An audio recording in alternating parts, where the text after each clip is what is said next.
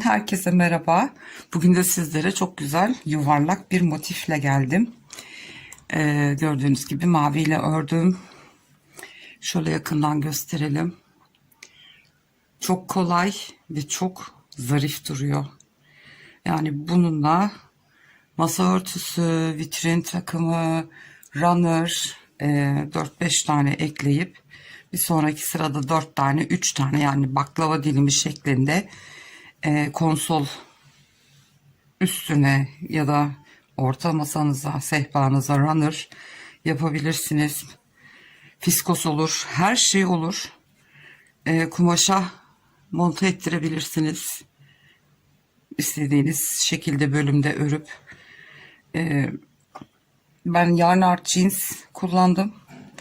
Renk numarasını söyleyemeyeceğim. Kağıdı düşmüş. Biraz kalınca bir ip. Ama tavsiye ederim, kesinlikle renk solması yapmıyor.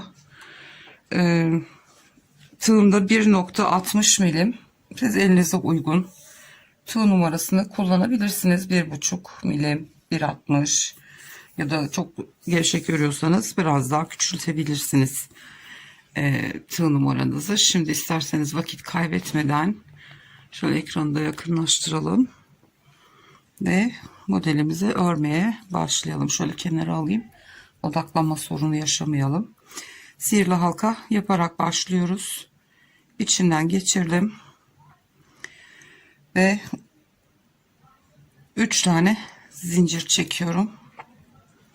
Ve şimdi halkayı birazcık küçülteyim. İçine zincir de dahil olmak üzere toplamda 24 tane üçlü trabzan öreceğiz. 3 kere de çekeceğiz. 1 2 3. Bu şekilde zincir de dahil olmak üzere 24 tane üçlü trabzan dolduracağız sihirli halkamızın içine. Şimdi bu şekilde üçlü trabzanlar yaparak halkamızı doldurup gelelim. 24 tane üçlü trabzanımı doldurdum ve zincirin en üstündekine, son zincire kaydırma zinciriyle sabitledim. Halkamı da birazcık küçültüyorum. Ve şimdi 1 2 3 tane zincir, pardon 4 zincir çekiyorum. Hemen bir yanındaki trabzana batıp yine üçlü trabzan yapıyorum. Bir tane zincir çekiyorum. Bir sonraki trabzanın tepesine batıp yine üçlü trabzan örüyoruz. Aralara birer tane zincir çekerek bütün trabzanlarımızın tepesine batarak yine 24 tane üçlü trabzan örüyoruz bu şekilde. Sıramızı tamamlayıp gelelim. Evet, arada birer zincir çekerek bütün trabzanların tepesine batarak üçlü trabzanlarımı yaptım. Son zincirimi çektim. Burada 4 zincir çekmiştik başlarken, alttan sayıyorum. 1 2 3. zincire batıp kaydırma zinciriyle kapatıyorum. Şimdi 1 2 3 tane zincir çekiyorum. Bu ilk trabzanım oluyor. Zaten trabzan sayıyoruz zincirleri. Şimdi aradaki boşluk zincir çektiğimiz yere bir tane yapıyorum. Yine bir sonraki trabzanın tepesine yapıyorum. Bir sonraki boşluğa yapıyorum. Yani bir boşluğun içine bir tane trabzanın tepesine yaparak 48 tane üçlü trabzan elde etmiş olacağız sıranın sonunda. Bir tane trabzan tepesine batıyoruz. Bir tane boşluğa yapıyoruz. Bu şekilde sıramızı örüp gelelim. Sıranın sonuna geldik. En son boşluğa yaptım. Şimdi zincir çektiğimiz yerdeyiz. Zincirin başına batıyorum ve birleştiriyorum. Sıramızı bitirdik. Şimdi 8 tane zincir çekeceğiz. 4 5 6 7 8. Batmış olduğumuzu saymıyoruz. Bir sonrakinden itibaren 1 2 3 tane bırakıp dördüncüye sık iğne yapıyoruz. 1 2 3 4 5 6 7 8. Battığımızı saymıyoruz. Şunu saymıyoruz. 1 2 3 atlıyoruz. Dördüncüye batıyoruz. Eğer sizin eliniz sıkıysa, zincirler küçük oluyorsa, sıkı oluyorsa 9'da çekebilirsiniz. Hiç önemli değil. 5 6 7 8 zincir çekiyoruz. 1 2 3 atlıyoruz. Dördüncüye batıyoruz. Bu şekilde bu sırayı tamamlayacağız. Toplamda böyle 12 tane yuvamız olması gerekiyor sıranın sonunda. Sıramızın sonuna geldik. Şu anda toplamda 11 tane var. Bu da 12.'si. 8 tane zincirimi çektim. Ve şimdi başladığımız yere batıp kaydırma zinciri yapıyoruz. Şimdi boşlukların içine sık iğne yapmaya başlıyoruz. 1 2 3 4 5 1 2 3 4 tane zincir çekiyoruz. Şöyle yine ön katlarından batıp şu şekilde kaydırma zinciri yapıp bir tane pipirik yapmış olduk buraya. Tekrar 5 tane sık iğne, 2 3 4 ve 5. Bu şekilde zincirimizin içini doldurmuş olduk. Yanındakine geçiyoruz. 1 2 3 4 5. Tekrar 1 2 3 4 zincir çekiyorum. Yine şu şekilde ön katlarından batarak kaydırma zinciriyle pipiriğimi yapıyorum. 1 2 3 4 5.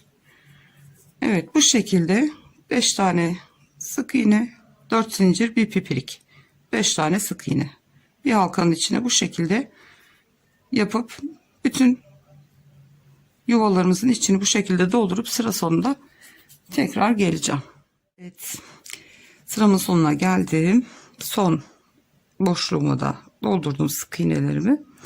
Şimdi şu ilk sık iğneye batıp kaydırma zinciriyle sabitliyorum. Şimdi motifimizin devamında şu pipiriklerin üstüne çalışacağız. O yüzden de şimdi ip koparmak istemiyorum. O yüzden de şu pipiriğe gelene kadar şöyle sık iğnelerin üstüne batıp kaydırma zinciri yapıyorum. Bu şekilde ipliğimi pipiriğe kadar yürütüyorum. Evet, şu şekilde yürüttüm ve bir tane de pipiriğin içine yaptım ve istediğim noktaya geldim.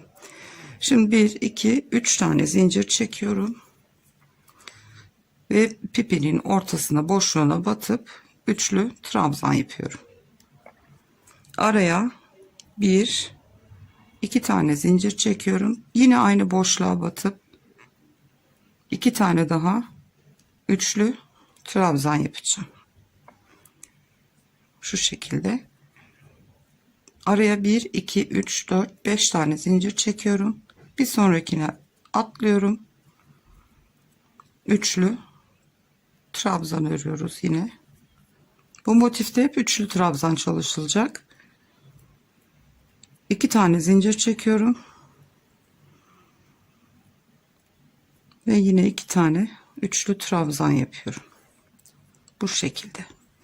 Eğer 5 zincir size az geliyorsa, eliniz sıkıysa bunu 6 da yapabilirsiniz. Bu şekilde şimdi bütün pipiriklerin tepesine çalışalım. Üçlü trabzanlarımızı sıra sonunda tekrar beraber. Arkadaşlar, sıranın sonuna geldim. Son 5 zincirimi çekiyorum. Ve şu trabzanın tepesine kaydırma zinciriyle tutturuyorum. Şimdi bir tane kaydırma zinciriyle ortadaki boşluğa geçiş yapıyorum. Yine 3 tane zincir çekiyoruz. Boşluğun içine trabzanımı yapıyorum üçlü. Araya 3 tane zincir çekiyoruz bu sefer. Yine aynı boşluğun içine 2 tane üçlü trabzan yapıyoruz. 1 2 3 4 zincir çekiyorum. Bir alttaki zincire sık iğne ile tutturuyorum. Tekrar 4 zincir. Boşluğa üçlü trabzanımı yapıyorum. Bir tane daha. Araya 3 zincir. Aynı boşluğa tekrar 2 tane üçlü trabzan örüyoruz.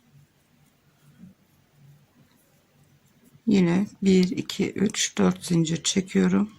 Zincire sık iğne yapıyorum. Tekrar 4 zincir ve boşluğun içine yine 2 tane üçlü trabzan örüyorum. Araya 3 zincir, aynı boşluğa 2 tane daha trabzanımı örüyorum. Bu sıramızda bu şekilde ilerliyor. Gördüğünüz gibi zincirlerin üstüne sık iğne ile zincir birleştirdik tekrar. Bu sıramızı da bu şekilde örüp gelelim. Arkadaşlar sıra sonuna geldim. Son 4 zincirimi çektim ve şimdi yine bu ilk trabzanın tepesine batıp kaydırma zinciriyle kapatıyorum. Boşluğun içine bir tane kaydırma zinciriyle geçiyoruz. Şimdi 1 2 3 4 5 6 tane zincir çekiyoruz ve 3. zincire geri batıp 6 7 çekiyoruz, pardon. 3. zincire geri batıp buraya bir tane pipirik yapıyoruz. Şimdi son sıramızı dönüyoruz. Hem trabzanlarımızı öreceğiz hem pipiriklerimizi, kenar oyasını yapacağız. Bitireceğiz. Bir tane zincir çekiyorum.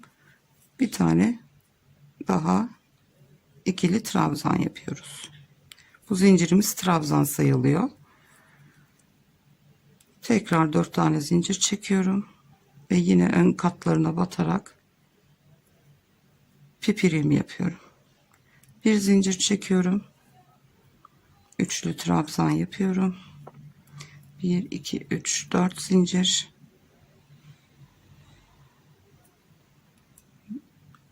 Pipiriğimi yaptım. Bir zincir. Yine üçlü trabzan örüyorum boşluğun içine. 4 tane oldu. Toplamda 5 tane yapacağız. 1 2 3 4 zincir.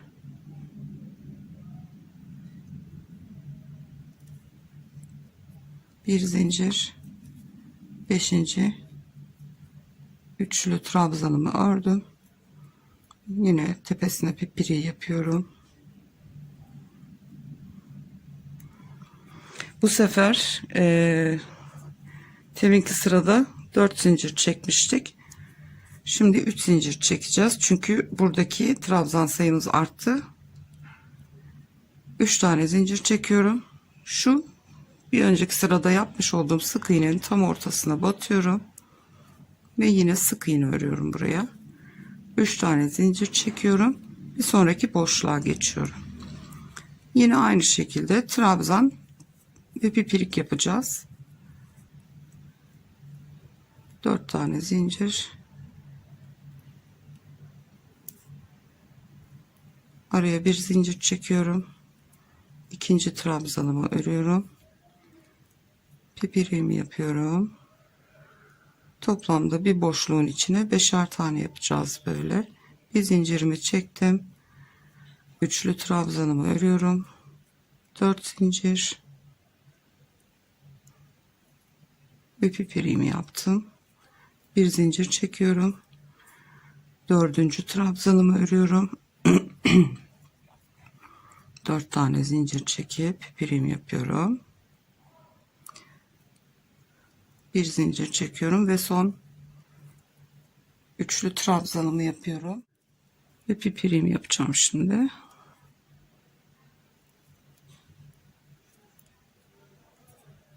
Üç tane zincir çekiyorum. Şu aradaki sık iğnenin tepesine batıp yine sık iğne örüyoruz. 3 tane zincir çekiyoruz ve diğer boşluğumuza geçiyoruz. Evet, gördüğünüz gibi bu şekilde son sıramızı ve kenar oyamızı birlikte örmüş oluyoruz. Bu şekilde bütün sıramızı tamamlayalım ve gelelim. Evet arkadaşlar, ben komple bitirdim sıramı.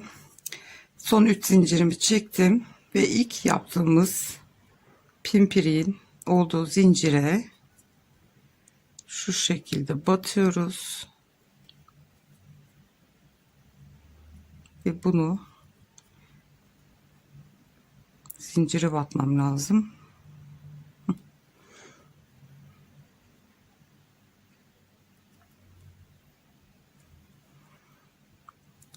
Sıkılayıp kapatıyoruz.